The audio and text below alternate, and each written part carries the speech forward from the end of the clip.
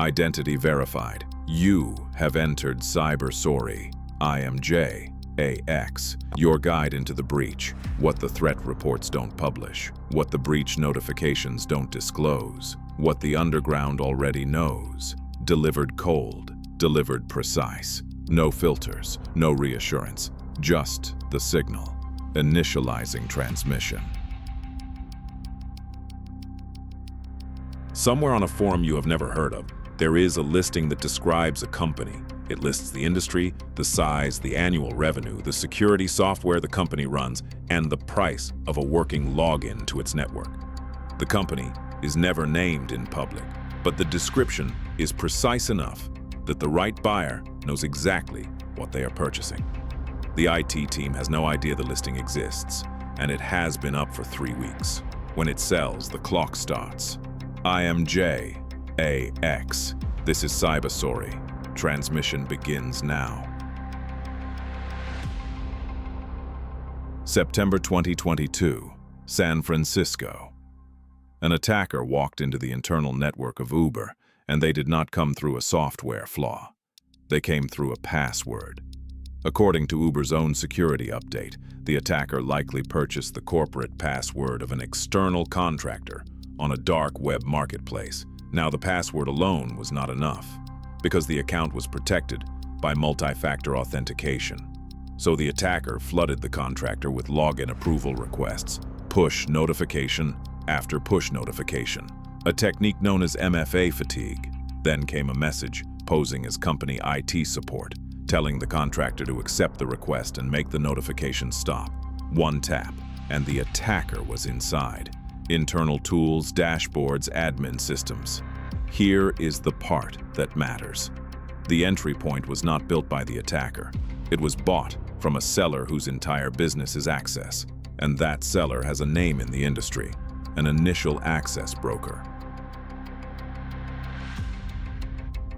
An initial access broker is a specialist who does exactly one thing. They obtain working access to corporate networks, and then they sell it to someone else. They do not deploy the ransomware, they do not steal the data, and they never extort the victim themselves.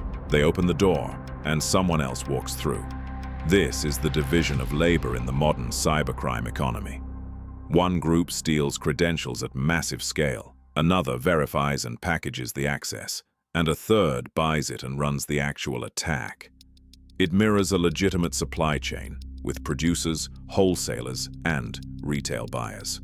Security researchers who track these markets, including teams at Mandiant and Kayla, have documented hundreds of brokers operating across underground forums.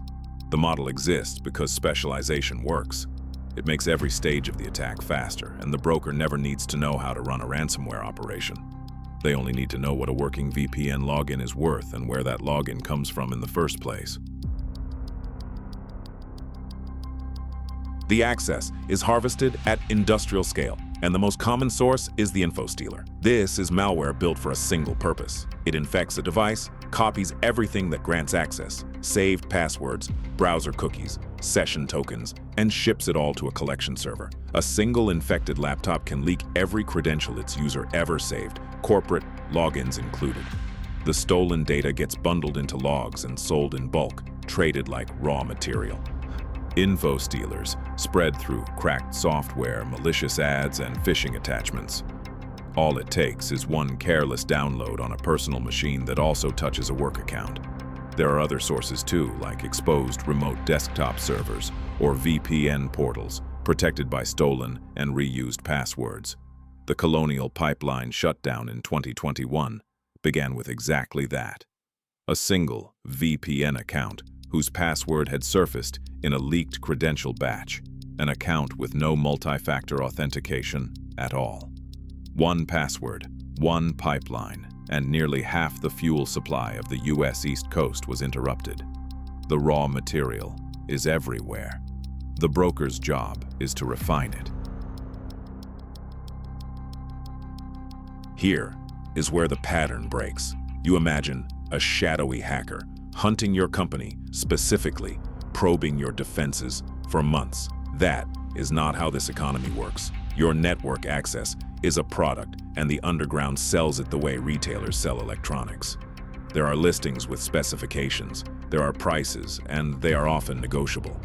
There are escrow services to protect the buyer, reputation scores for trusted sellers, and customer disputes settled by forum moderators. Researchers tracking these forums have documented listings selling for a few $100s at the low end, a few thousand for a mid-sized company, and premium prices for large enterprises with high annual revenue. Think about that asymmetry for a moment. Access to a company worth hundreds of millions of dollars can sell for less than a used car. The buyer is not paying for the company. They are paying for the door because the profit comes later from the extortion. This is not hacking as an art form. This is access as a commodity, and every commodity market has a catalog. Read an access listing closely, and it tells you everything about the business model. The listing names the industry: healthcare, manufacturing, legal, finance. It names the country and the revenue, often pulled directly from public business databases. It names the type of access being sold: VPN, remote desktop, corporate email, and sometimes domain administrator, which is the keys to the entire network. It even names the security stack, which antivirus, which endpoint protection, so the buyer knows exactly what they will need to evade. What it never names in public is the victim. The company stays anonymous, revealed only to the buyer after payment. Notice what this listing format really means. The seller is marketing to professionals, buyers who select their targets by revenue, by insurance coverage, by likelihood to pay. A ransomware crew does not choose you because they hate you. They choose you because your listing showed a good return on investment. The sale itself takes minutes. What follows takes weeks. The handoff is where the damage begins. The buyer receives the credentials, the working login, the verified access, and the intrusion becomes an operation. The buyer's team enters quietly. They map the network, locate the backups, identify the most valuable data, and escalate their privileges patiently. Security researchers call this dwell time, the gap between first access and the visible attack. It can run days, sometimes weeks, sometimes longer, and this is the true meaning of that 3-week listing. While it sat on the forum, the company operated normally, with meetings, invoices, and production. The breach had already happened. The consequence was simply waiting for a buyer. Leaked internal communications from ransomware operations, including the Conti leaks of 2022, showed crews budgeting for access purchases the way legitimate companies budget for software. Then, when the preparation is complete, the payload deploys. Files encrypt across the entire network, and the ransom note appears. The victim finally learns what the underground knew for weeks. Discovery almost always comes too late. The company discovers the ransomware, not the access sale that enabled it, because the first visible symptom is the final stage. By the time the screens lock, the broker who sold the door has been paid and gone for weeks, unknown, untraceable, and already selling the next listing. But the markets themselves can fall. In April 2023, an international police operation took down Genesis Market, one of the largest credential shops ever built. Genesis sold packaged victim identities, stolen passwords, browser cookies, and device fingerprints, bundled together so a buyer could impersonate a victim's machine almost perfectly. The operation was led by the FBI and coordinated across more than a dozen countries. Law enforcement reported millions of compromised devices listed over its lifetime, and arrests followed around the world. It was a victory, a real one. But the market did not die. It dispersed into new shops and new forums because the demand never went anywhere. The gap that feeds it is still open. Here is the gap. The logins are real. When an attacker signs in with purchased credentials, nothing is technically broken. The password is correct, the session is valid, and the system sees an authorized user. Every alarm you built watches for someone breaking in. No alarm watches for someone unlocking the front door with a working key. This is why bot access is the preferred entry method. It is quiet, it is reliable, and it looks like an ordinary Tuesday morning. And almost no company watches the other side, the marketplace itself. No one is assigned to ask the question, is our access for sale right now? The listing, describing your company, sits in public view, on forums that researchers monitor every single day. Industry, revenue, access type, price. The information needed to catch it early exists. The habit of looking does not. Most organizations meet their own listing only after the ransom note in the incident report, written in past tense. It does not have to work that way. The countermeasures exist, but they are uneven. Dark web monitoring services watch the forums and the markets, and they alert companies when credentials or access listings match their domain. Threat intelligence teams at vendors like Kayla and recorded future track broker activity full-time. Identity providers now flag impossible travel, logins from new devices and new countries, sessions that defy geography.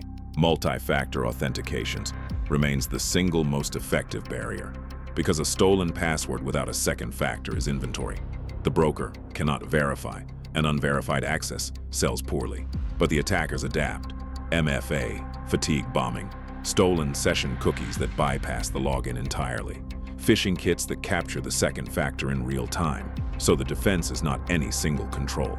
The defense is making the stolen credential worthless by the time it reaches the market. Speed matters most here. The window between theft and sale is where the defender can still win, and the trend says that window is shrinking. The supply side is exploding. Infostealer infections have grown into one of the largest credential pipelines ever observed. Security firms tracking the underground markets report stolen credential logs numbering in the tens of millions. The malware itself is cheap, sold as a monthly subscription. A few $100s buys the builder, the control panel, and even customer support. The barrier to entry has collapsed to the point where a teenager with cryptocurrency can operate a credential harvesting business from a bedroom. Every harvested login feeds the brokers. More supply, lower prices, faster turnover. What sold for thousands now sells for less, and what once took skill now takes a subscription. This is the same curve every cyber weapon follows. It starts as a specialist capability, becomes a commodity, and ends at volume. The deepfake followed that curve. The infostealer followed it. Access brokering is following it right now. The listings will not slow down. The only question is whether your company appears in one. So, control what you can control. What actually works? First, phishing-resistant multi-factor authentication. Hardware keys where possible, number matching at minimum, and no approval by blind push notification. MFA fatigue. Dies the moment one tap can no longer grant access. Second, monitor for your own credentials. Use dark web monitoring and breach notification services so you know when your domain appears in a stolen credential dump, and reset before the broker can verify. Third, least privilege and segmentation. A purchase login should open one room, not the entire building. Limit what any single account can reach and keep administrator accounts separate from daily use accounts. Fourth, watch the valid logins, impossible travel, new devices, odd hours. The attacker is using a real credential, so behavior is the only thing that exposes them. Fifth, kill stale access. Old contractor accounts, former employees, unused VPN profiles. Every forgotten account is inventory waiting for a broker. The Uber breach started with one purchase contractor password. The defense starts with making that password worthless. Your company's network login is listed for sale right now. Industry, revenue, access type, price. Posted 3 weeks ago on a forum your IT team has never heard of. The attacker didn't break in. They bought the door. One purchased contractor password took down Uber. Yours is already in the catalog. A teenager with a cryptocurrency wallet can run a credential harvesting business from a bedroom. Monthly subscription, control panel included, customer support. The malware copies every saved password on your device and ships it to a broker before lunch. The barrier collapsed. Your login is inventory now, and the listing is live. The access market is open right now. The listings are live, the escrow is funded, and the brokers are verifying their inventory. Your network is either hardened or it is product. The countermeasure is discipline, strong second factors, monitored credentials, and accounts that open one door, not all of them.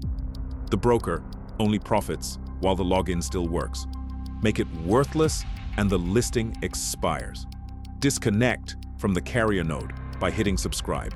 Secure your perimeter before the next transmission drops. Stay dark, stay vigilant. Next transmission. The software update you installed last night was signed, verified, and official, and it was built by the attacker. Transmission complete. The breach is documented. The vector is confirmed. Subscribe to maintain access. Like to amplify the signal. Stay dark. Stay vigilant.